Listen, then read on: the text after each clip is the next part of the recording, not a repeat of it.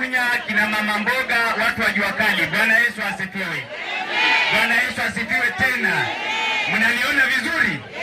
Mnaniona vizuri? Mimi kwa majina naitwa Moses Omodo. Mimi hapa niko nyumbani.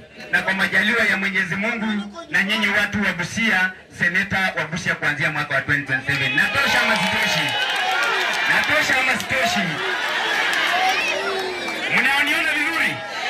Mimi niko na agenda. Mimi niko na vision. Mimi niko na nia ya kubadilisha hii Busia County. Tumelala kwa ugatuzi miaka 15. Mnajua ama mjui? Si mnajua?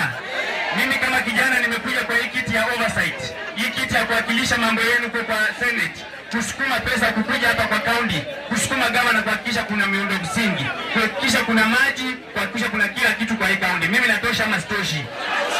Mimi natosha ama sitoshi?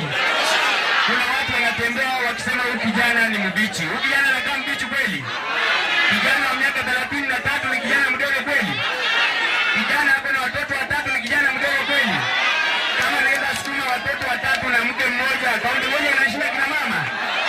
Mnasukuma niingie Senate. Huyo kia mtara anaenda urais. Naomba yeye apotelee huko kwa urais, mimi nichukue hii senata nisukume gavana mtanipatia tubadilishe hii Busia. Niendelee ama nisiendelee? Niendelee ama nisiendelee? Mimi watu wanabale mimi nawaomba kwa moyo mkunjufu. Mimi natembea hii kaunti mzima. Watu wananiuliza, watu wa nyumbani wanakushika mkono. Muambie wamenishika mkono nini? Wamenishika mkono? Mwambie watu wa Teso wamenishika mkono? Watu wa Kutu wamenishika mkono? Mimi nawaombea sana maisha marefu. Mimi nawaomba mnishike mkono na mimi nitawafanyia kazi kwa manufaa yenu. Noma si noma. Faya si faya.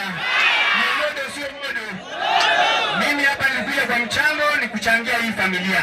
Na leo nimekuja kuongezea shilingi 500. Lakini mkilipa seneta mimi nitatoa 500 kweli?